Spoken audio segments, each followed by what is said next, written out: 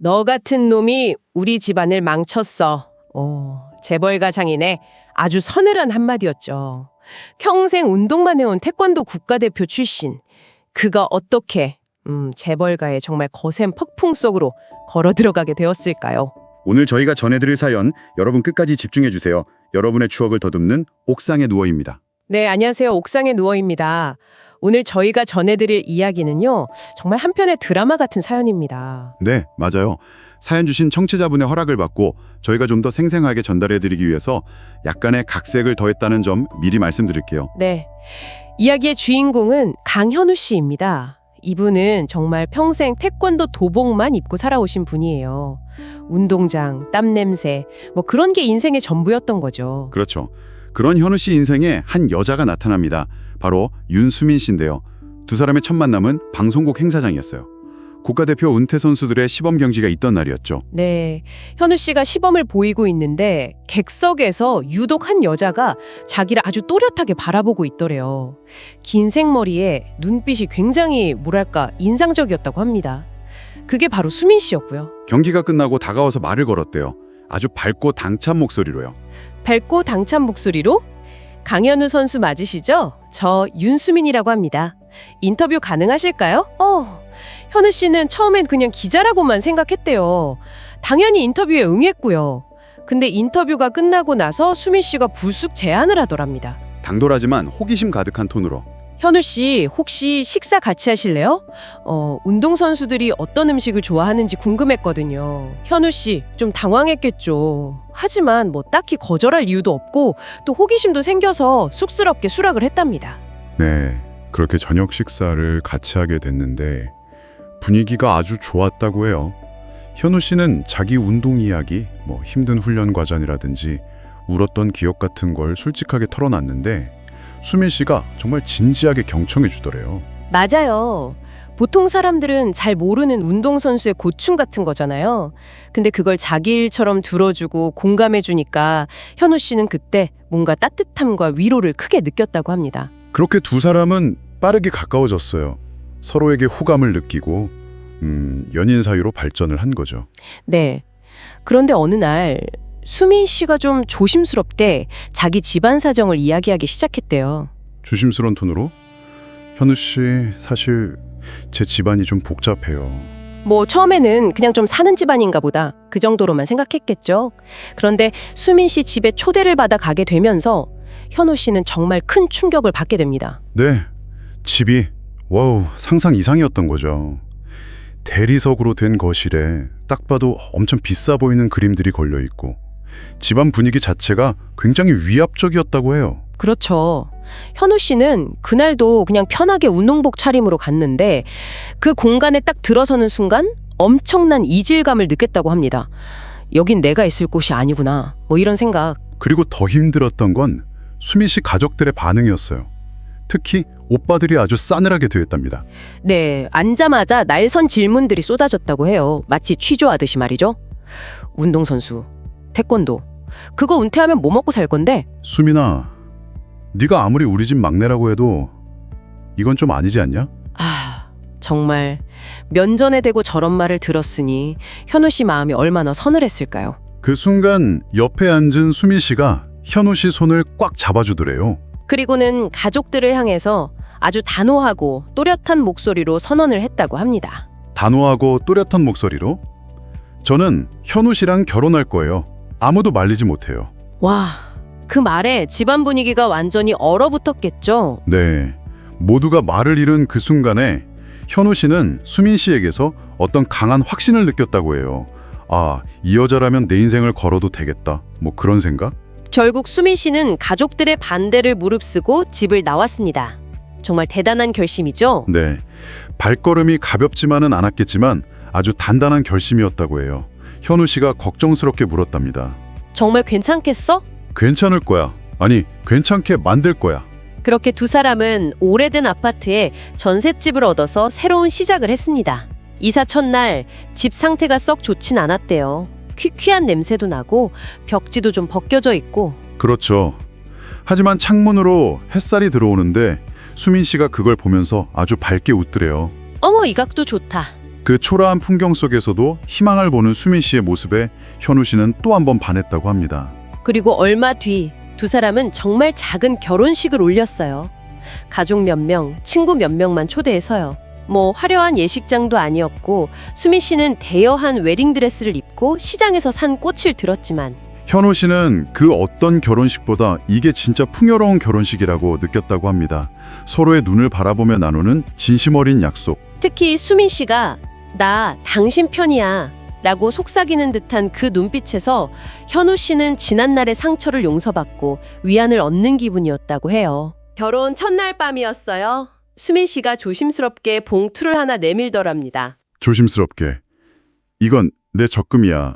뭐 오래 문 건 아니지만 그래도 우리 시작은 해야 하니까. 아, 현우 씨 마음이 어땠을까요? 자기가 더 챙겨줘야 하는데. 아니야, 넣어둬. 우리 같이 벌고 같이 쓰자. 깡심이 내 곁을 지켜주는 것만으로도 나는 충분해. 서로 봉투를 밀고 당기는 모습. 그 작은 집이 세상에서 가장 넓어 보였던 순간이었다고 해요. 그 후로 두 사람은 정말 소소한 행복을 만들어 갔습니다. 같이 마트에 가서 사소한 물건을 고르고 손을 잡고 걸을 때마다 마치 미래를 만지는 듯한 느낌이었다고. 그러던 어느 날 몇 달 뒤였죠. 수민 씨가 아주 조심스럽게 임신 소식을 전했어요. 조심스럽고 기쁨에 찬 목소리로. 여보, 우리 가족이 하나 더 늘 것 같아. 현우 씨는 그 자리에 멍하니 서 있었다고 합니다. 믿기지 않아서. 수민 씨가 현우 씨 손을 잡아서 자기 배 위에 올려놓는데 그제야 실감이 나더래요. 아, 새로운 삶이 시작되는구나. 그때 현우 씨는 다짐했다고 합니다. 내가 이 두 사람의 가장 든든한 울타리가 되어주겠다고. 아이가 태어나고 부부의 일상은 육아로 채워졌습니다.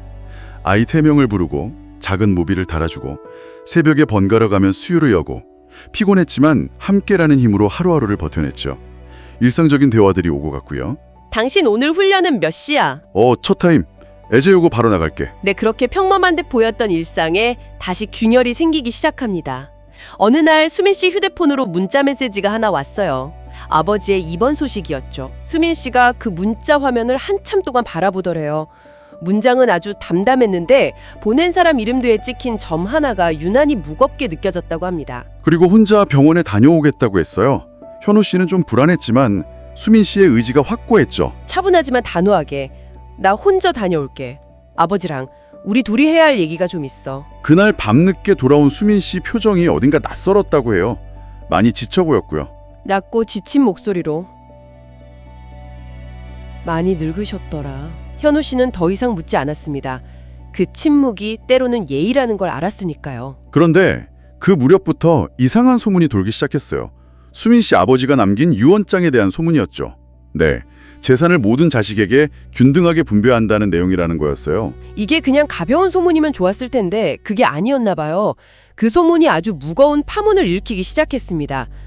수민 씨 형제 중 누군가가 동네 근처에 다녀왔다는 이야기도 들려왔고요. 어느 날부터는 밤에 초인종이 울리는 일도 잦아졌는데 현우 씨는 그때마다 덜컥 겁이 났다고 합니다. 그리고 결정적으로 창밖을 내다보면 늘 같은 자리에 검은색 승용차 한 대가 서 있는 걸 발견했어요.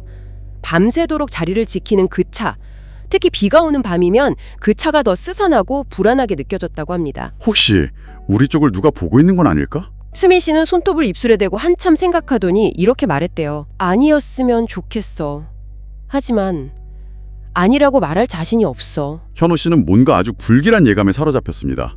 밤마다 문단속을 몇 번씩 확인하고 잠든 아이 방 문을 살짝 열어두고 아이 숨소리를 세면서 새벽을 버텼다고 해요. 수민 씨가 병원에 다녀온 뒤로 집안 공기가 확실히 달라졌어요. 겉으로는 똑같은 일상인데 어딘가 모르게 불안감이 감돌았죠. 수민 씨의 미소에도 그늘이 보이기 시작했고요. 어느 날 저녁 식사 자리에서 수민 씨가 힘없이 말했어요. 오늘도 차 한 대가 따라붙은 것 같아. 그 말에 현우 씨는 들고 있던 젓가락을 탁 내려놓았다고 합니다. 속이 바싹 타들어가는 느낌이었대요. 이대로는 안 되겠다 싶었죠. 그래서 현우 씨는 오랜만에 후배에게 전화를 걸었습니다. 철민이라는 후배였는데요. 낮고 진지한 목소리로 철민아, 나 현우 형이다. 네, 이 철민이라는 인물은 현우 씨의 태권도 국가대표 시절 후배예요. 경찰 출신인데 지금은 사설조사원으로 일하고 있었죠. 말수는 적지만 행동이 빠른 그런 스타일이라고 합니다. 현우 씨 부탁에 철민이가 바로 집으로 찾아왔어요. 여전히 바람막이 점퍼 차림에 무뚝뚝한 표정이었지만 눈빛은 날카로웠다고 해요. 철민이는 오자마자 단도직입적으로 물었습니다. 차분하고 직설적으로. 형수님, 미행당하는 느낌이 확실해요? 수민 씨가 불안하지만 차분하게 상황을 설명했어요. 병원 다녀온 뒤부터 자꾸 누가 뒤따라오는 느낌이 들어요. 어제는 엘리베이터 앞에서 낯선 남자가 서 있었는데 저희 집이 10층인데 거기까지 따라 올라오더니 제가 집 안에 들어가는 걸 확인하고 내려갔어요. 철민이는 말없이 수미 씨 이야기를 들으며 뭔가를 빠르게 기록했다고 합니다. 그리고 약속했어요. 당분간 형수님, 즉 수미 씨 곁에서 보디가드 역할을 하면서 처가 상황도 좀 더 자세히 알아보겠다고요. 현우 씨는 그제야 조금 안심이 됐다고 합니다. 철민이는 그냥 후배가 아니라 정말 믿을 수 있는 친구 같은 존재였거든요. 때로는 혈연보다 더 진한 신뢰를 주는 그런 관계죠. 철민이는 바로 아파트 주변을 한 바퀴 돌아보고 왔어요. 그리고 돌아와서 낮은 목소리로 말했죠. 형, 아파트 입구 쪽에 검은 승용차 한 대가 계속 주차돼 있네요. 번호는 기록했습니다. 제 느낌엔 우연은 아닌 것 같습니다. 그럴 줄 알았어. 수미 씨가 작게 한숨을 내셨고요. 현우 씨는 잠든 아이 얼굴을 확인했다고 합니다. 이 작고 평화로운 세계를 반드시 지켜야 한다는 책임감이 더 무겁게 느껴졌겠죠? 철민이가 현우 씨 어깨를 툭 치며 말했어요. 그 목소리가 계속 귓가에 맴돌았다고 합니다. 형, 준비 단단히 하셔야겠습니다. 이건 단순한 미행이 아닐 수도 있어요. 그 후로 며칠 동안 낯선 기척은 계속됐습니다. 그 검은 승용차는 자리를 뜨지 않았고 밤에는 그림자 같은 발걸음 소리가 들리는 듯했죠. 현우 씨는 더 이상 참을 수가 없었습니다. 답답하고 불안한 마음에 수민 씨에게 물었어요. 답답하고 불안한 목소리로. 수민아, 너 나한테 뭔가 숨기는 거 있지? 응? 처음에는 그냥 부잣집 딸 정도인 줄 알았는데 도대체 왜 이렇게까지 미행까지 당해야 하는 건데? 수민 씨 눈빛이 심하게 흔들렸다고 합니다. 한참 숨을 고르더니 마침내 모든 진실을 털어놓기 시작했어요. 여보, 사실 당신한테 다 말 못한 게 있어. 우리 집 그냥 부자가 아니야. 아버지가 그룹 회장이야. 나는 재벌가 막내딸로 태어나서 늘 남의 시선 속에 살았어. 현우 씨는 아무 말도 할 수가 없었습니다. 재벌가 막내딸이라니 상상도 못했던 일이었죠. 수민 씨는 현우 씨 눈을 피하지 않고 계속 말을 이어갔어요. 처음 당신 만났을 때는 나도 그냥 보통 사람처럼 살고 싶다는 생각이 간절했어. 그래서 집을 뛰쳐나왔고 그때 아버지랑 거의 의절했어. 재산도 한 푼 안 받겠다고. 그렇게 호려롭게 말했지. 나 혼자 힘으로 벌어서 살 수 있다고. 그렇게 큰 소리 쳤어. 당신이랑 결혼하면서도 난 그게 옳다고 믿었고. 지금 아버지가 유언장에다가 재산을 공평하게 나눈다고 쓰셨다는 소문이 돌고 있어. 그 소식이 퍼지고 나니까 오빠들이 가만히 있지를 않아. 특히 큰오빠가 날 찾아와서 재산 포기각서를 쓰라고 협박하고 있어. 집까지 따라다니면서 감시하는 것도 다 그 때문이야. 수민 씨는 결국 울음을 터뜨렸습니다. 현우 씨 마음이 무겁게 내려앉았다고 합니다. 아내의 고통을 이제야 알게 된 거죠. 현우 씨는 수민 씨의 손을 따뜻하게 감싸주었어요. 진심으로 미안하고 단호하게. 미안하다 수민아. 나는 네가 왜 이렇게 힘들어하는지 제대로 알지도 못하고 오히려 너를 다그치기만 했네. 네가 어떤 집안 출신이든 나한텐 아무 상관없어. 이제 모든 걸 알았으니까 내가 더 단단하게 당신을 지켜줄게. 여보, 나 때문에 당신까지 위험해지는 건 정말 싫어. 위험이 오면 같이 맞서면 돼. 우리 도망치지 않기로 했잖아. 난 무슨 일이 있어도 끝까지 당신 편이야. 바로 그때였습니다. 초인종이 울렸어요. 문 앞에 설치된 화면을 보니 수민 씨의 큰오빠, 즉 장남이 서 있었습니다. 예의 바른 미소를 짓고 있었지만 눈빛은 얼음장처럼 차가웠다고 해요. 문을 열어주자 장남은 집안을 쓱 둘러보더니 낮고 위협적인 목소리로 말했습니다. 수민아, 아버지 뜻은 물론 존중해야겠지. 하지만 넌 이미 집을 나가면서 재산은 안 받겠다고 공언했잖니. 그 말 잊지 않는 게 좋을 거다. 괜히 힘 빼지 말고 내 몫은 조용히 포기해. 그게 너도 편안하게 살고 이 집안도 시끄럽지 않게 넘어가는 길이야. 현우 씨는 장남의 시선을 정면으로 마주보며 말했습니다. 단호하게. 형님, 여기는 저희 가정입니다. 그런 식의 협박은 통하지 않습니다. 장남은 코웃음을 치며 돌아섰습니다. 문이 닫히는 순간 수민 씨가 현우 씨의 팔을 꽉 잡았다고 해요. 두 사람 모두 느꼈을 겁니다. 이제 피할 수 없는 싸움이 시작되었다는 것을요. 수민 씨의 고백 이후 집안에는 늘 긴장감이 감돌았습니다.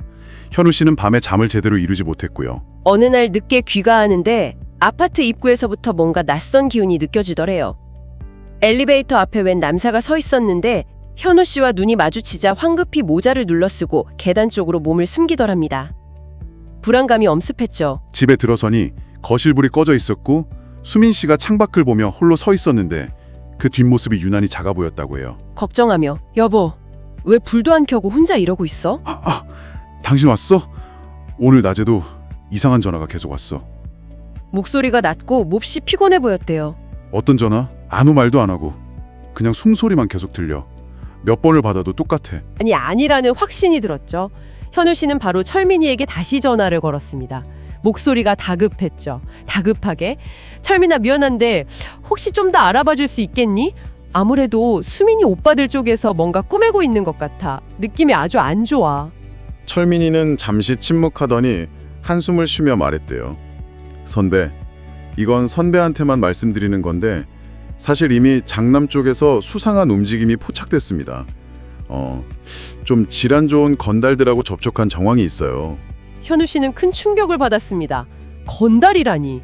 최악의 상황까지 상상하게 됐죠. 혹시 수민이나 애들을 납치하려는 건 아닐까 하는 끔찍한 생각까지 들었다고 합니다. 통화를 끊고 거실로 나왔는데 수민 씨가 여전히 창가에 서서 불안한 눈빛으로 밖을 보고 있더래요. 작은 목소리로 여보, 이제는 정말 무섭다. 괜히 우리 때문에 아이들까지 다치게 될까봐 너무 두려워. 괜찮아. 괜찮아 여보. 내가 있잖아. 무슨 일이 있어도 내가 당신이랑 애들 꼭 지켜낼 거야. 내가 다 막아낼게. 현우 씨는 아내를 안심시키려 애썼지만 사실 자신도 너무나 불안했다고 합니다. 그날 밤 창밖 어둠 속에서 자꾸만 낯선 기척이 느껴지는 듯했고 누군가의 발자국 소리가 환청처럼 들렸다고 해요. 현우 씨는 결국 뜬 눈으로 밤을 지새웠습니다. 그리고 바로 다음 날 새벽이었어요. 요란하게 전화벨이 울렸습니다. 수민 씨의 셋째 오빠에게서 온 전화였어요. 아버지가 위독하다는 연락이었습니다. 수민아, 아버지가 갑자기 쓰러지셨다. 빨리 병원으로 와야 한다. 수민 씨는 허겁지겁 옷을 챙겨 입었습니다. 손이 부들부들 떨리고 얼굴은 하얗게 질려 있었죠. 현우 씨는 급하게 아이들을 믿을 만한 이웃에게 맡기고 수민 씨와 함께 병원으로 향했습니다. 병원 응급실 복도는 이미 와 있는 친척들로 북적였습니다.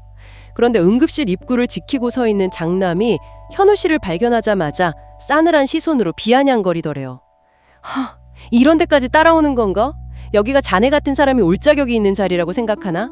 현우 씨는 입술을 깨물었습니다. 당장이라도 맞서고 싶었지만 지금은 장인어른의 안위가 우선이었죠. 수민 씨는 울면서 병실 안으로 달려들어갔습니다. 병실 안.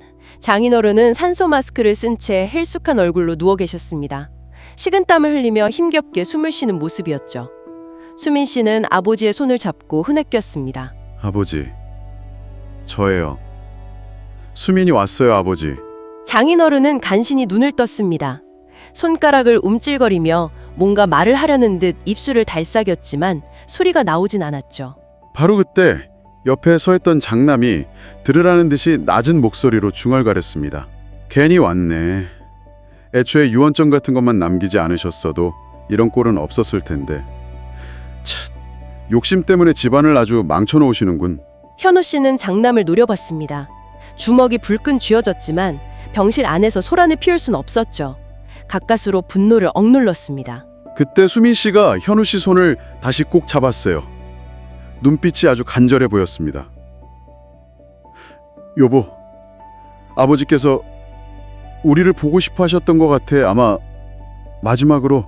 현우 씨 마음이 더욱 무거워졌습니다. 병실 안은 기계음과 가쁜 숨소리만이 가득한 숨막히는 긴장감이 흘렀죠. 확인하고 나가자 장남이 또다시 불만 섞인 말을 내뱉었습니다. 참나, 쓸데없이 생명 연장만 하는 거지. 어차피 다 나눠줄 재산 때문에 이 난리가 난 거 아니야? 그 순간 현우 씨는 더 이상 참을 수가 없었습니다. 낮지만 단호하게. 그게 지금 자식으로서 할 말입니까? 저분은 당신의 아버지이기 이전에 한 사람의 소중한 생명입니다. 아무리 돈 때문에 눈이 멀었어도 최소한의 예의는 지키십시오. 장남의 눈빛이 매섭게 변했습니다. 이를 악물고 현우 씨를 쏘아붙였죠. 네가 뭘 한다고 여기서 떠들어. 너 같은 사위는 우리 집안에 필요 없어. 재산 포기하겠다고 했던 네 아내만 조용히 살면 되는 거라고. 현우 씨는 수민 씨를 자기 등 뒤로 감싸듯이 서서 맞섰습니다. 그녀는 더 이상 혼자가 아닙니다. 이제 제 아내이고 우리 아이들의 어머니입니다. 누가 무슨 짓을 하든 제가 반드시 지킬 겁니다. 장남은 비웃음을 터뜨렸지만 그의 눈빛이 미세하게 흔들리는 것을 현우 씨는 놓치지 않았습니다.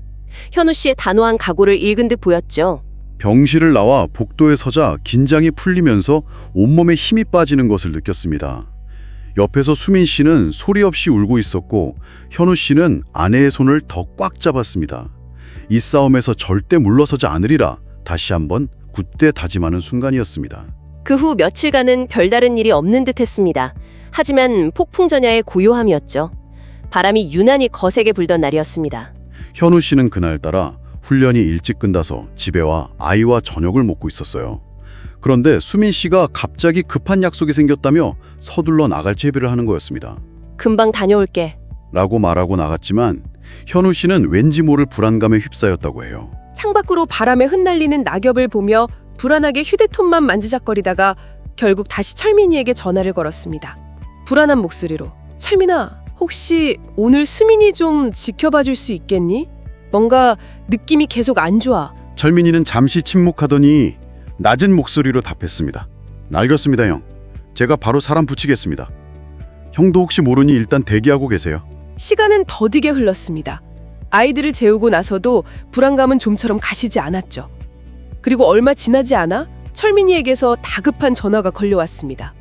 선배, 큰일 났습니다. 형수님이 낯선 남자들한테 끌려갔어요. 그 순간 세상이 멈춘 것 같았다고 합니다. 현우 씨는 입고 있던 재킷을 집어들고 그대로 집을 뛰쳐나갔습니다. 어디야? 어디서 그런 일이 있었어? 지금 어디로 간 거야? 다급하게 집 근처 골목입니다. 검은색 승합차에 강제로 타오고 사라졌어요. 제 부하가 지금 뒤쫓고 있는데 위치 잡히면 바로 알려드리겠습니다. 현우 씨는 차에 올라타 시동을 걸었습니다. 핸들을 잡은 손이 덜덜 떨렸죠. 왜 같이 가지 않았을까? 왜 불길한 예감을 무시했을까? 하는 자책감이 밀려왔습니다. 그때 철민이에게서 두 번째 전화가 왔습니다. 위치가 파악됐다는 연락이었죠. 시 외곽에 있는 폐 창고라고 했습니다. 철민이도 지금 그쪽으로 가고 있다고 했고요. 차창 밖으로 스쳐 지나가는 불빛들을 보며 현우 씨는 온갖 최악의 상상을 했습니다. 하지만 그 속에서도 마음을 다잡았죠. 감히 내 아내를 건드려 그 대가는 반드시 치르게 해주겠다. 분노가 치밀어 올랐습니다. 외곽도로를 정신없이 달리던 중 맞은편에서 달려오던 철민이의 차와 마주쳤습니다. 철민이가 창문을 내리고 손짓을 했죠. 긴박하게 형, 저쪽 폐창고입니다. 그 승합차가 방금 저 안으로 들어갔어요. 조심해야 합니다. 놈들 숫자가 적지 않아 보여요.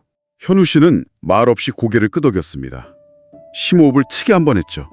폐창고 주변은 정말 을씨년스러웠습니다. 칠흑 같은 어둠 속에서 깜빡이는 희미한 불빛, 바람에 삐걱거리는 낡은 간판 소리.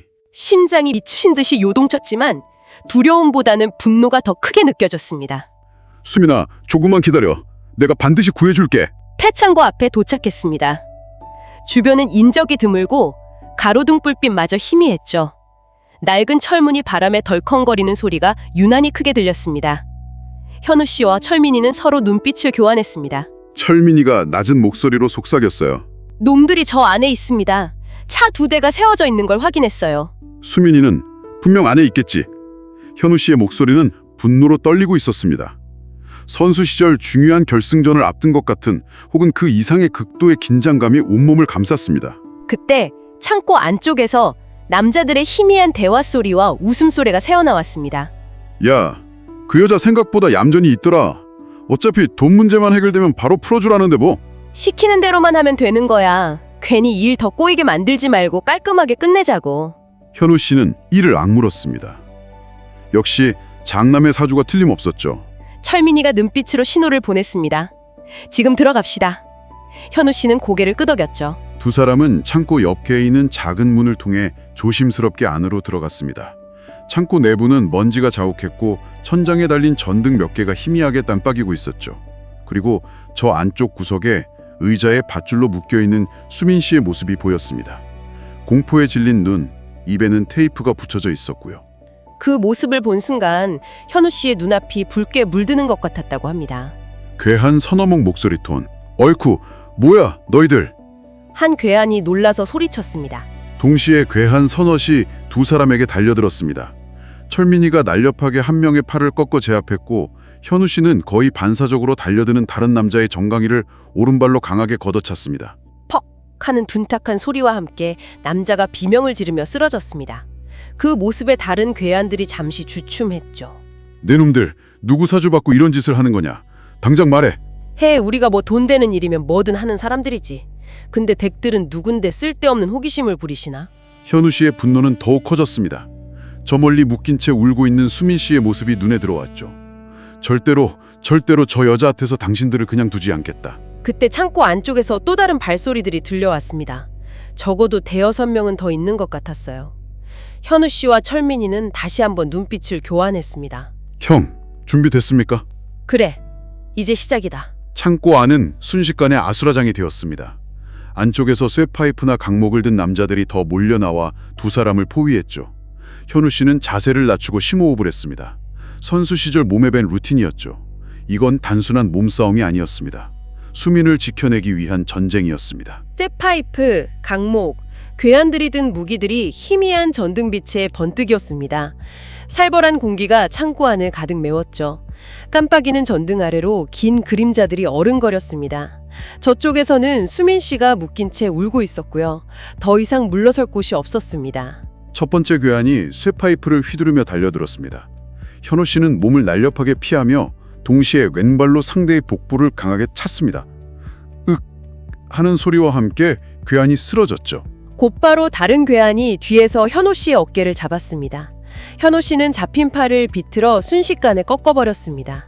옆에서는 철민이가 맨주먹으로 다른 괴한들과 격투를 벌이고 있었고요. 하지만 역시 수적으로 불리했습니다. 그 와중에 한 괴한이 수민 씨 쪽으로 다가가는 것이 보였습니다. 그 순간 현우 씨의 분노가 폭발했습니다. 그 여자한테 손대지 마! 외침과 동시에 현우 씨의 발이 번개처럼 날아갔습니다. 멋진 돌려차기가 괴한의 얼굴에 정확히 명중했죠. 헉! 하는 둔착한 소리와 함께 비명이 터져나왔습니다. 동시에 두 명의 괴한이 강목을 들고 현우 씨의 허리 쪽을 노리며 달려들었습니다. 현우 씨는 몸을 숙여 피하는 동시에 한 명의 강목을 낚아채 다른 한 명의 팔을 가격하고 즉시 팔꿈치로 옆구리를 강파했습니다. 그런데 그때 뒤쪽에 있던 다른 괴한이 쓰러진 수민 씨의 머리채를 거칠게 움켜쥐고 소리쳤습니다. 꼼짝 마! 다들 움직이지 마! 안 그러면 이 여자 가만 안 둘 줄 알아! 현우 씨는 피가 거꾸로 솟는 것 같았다고 합니다. 하지만 애써 냉정을 유지하려고 노력했죠. 네가 원하는 게 뭐냐? 돈이 필요하면 돈을 줄게. 뭐든 줄 테니까 제발 내 아내는 풀어줘. 우린 돈도 좋지만 그것보다 더 중요한 메시지를 전달해야 하거든. 이 집안을 앞으로 누가 쥐고 흔들게 될지 확실하게 보여주라고 말이야. 역시 장남의 지시였습니다. 현우 씨는 철민이와 다시 눈빛을 교환했습니다. 짧은 순간 작전 신호가 오고 갔죠. 왼쪽으로 돌아 수민이 쪽으로. 철민이가 갑자기 괴한들 사리로 돌격하며 시선을 끄는 사이 현우 씨는 수민 씨 쪽으로 몸을 날렸습니다.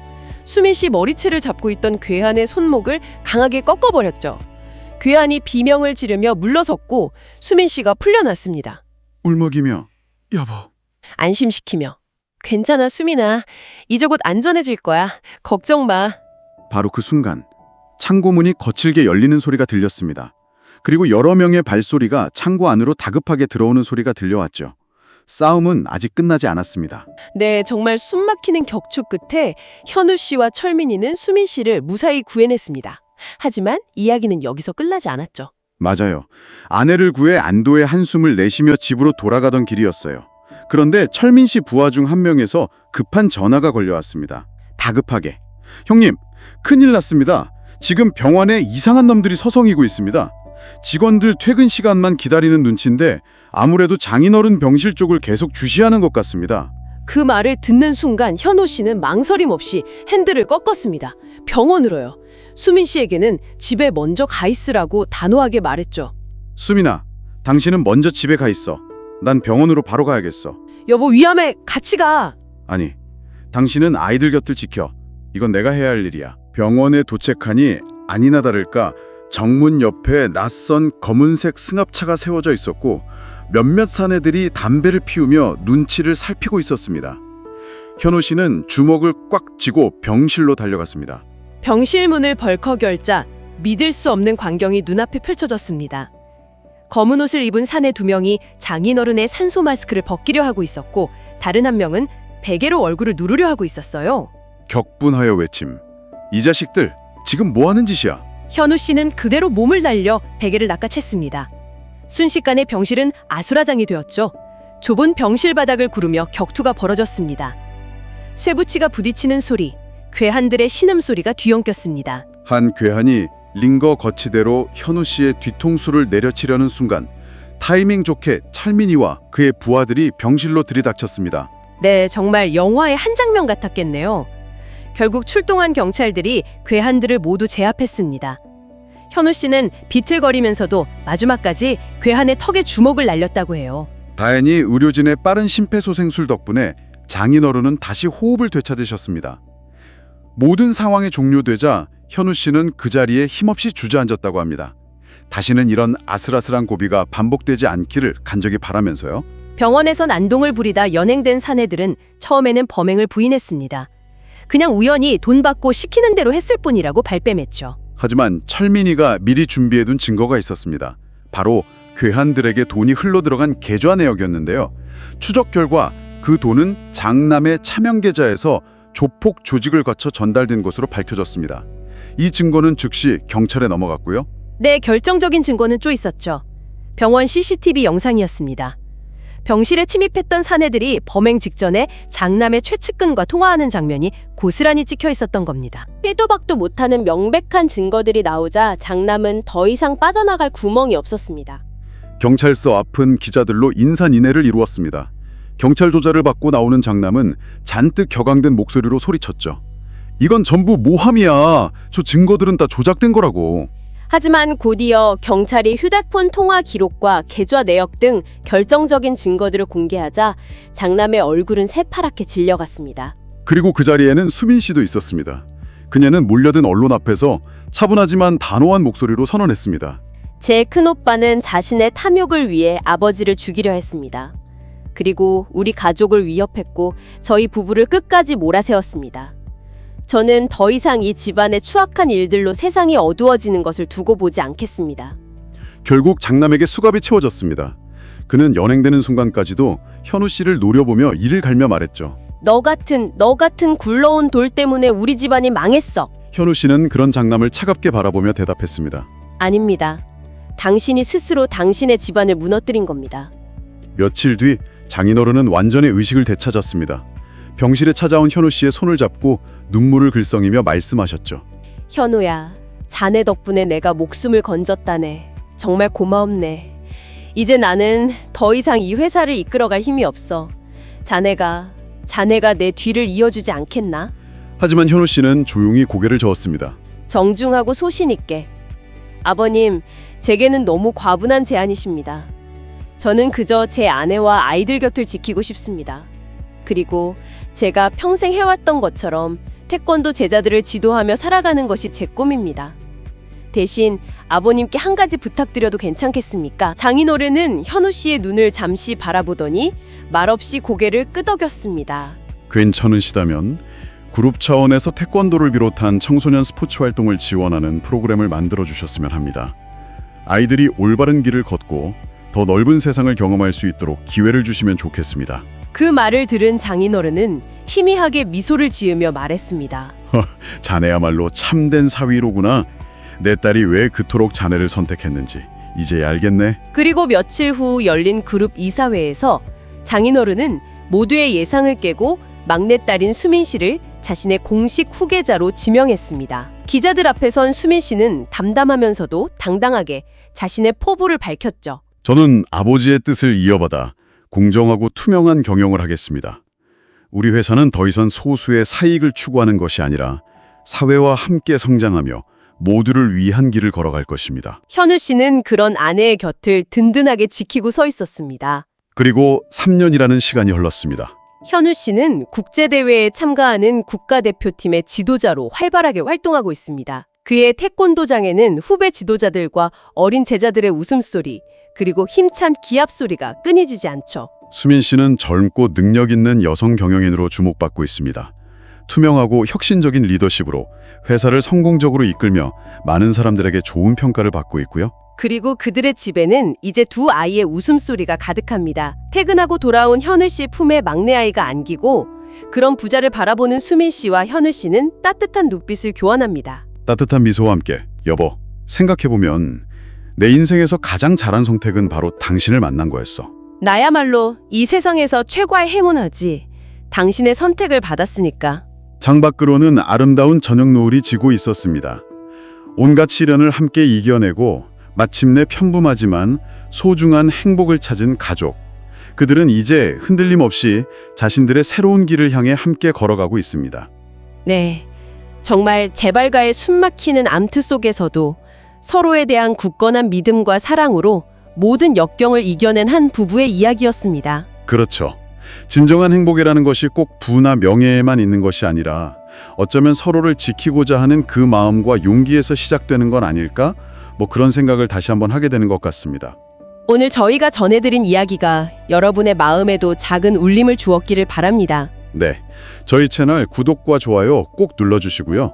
그리고 혹시 여러분에게도 이렇게 나누고 싶은 잊지 못할 특별한 이야기가 있다면 저희 채널 설명란에 있는 메일 주소로 보내주세요. 저희가 소중하게 읽고 이곳 옥상에 누워에서 소개해드리겠습니다. 지금까지 옥상에 누워였습니다. 다음 이야기도 많이 기대해 주세요. 감사합니다.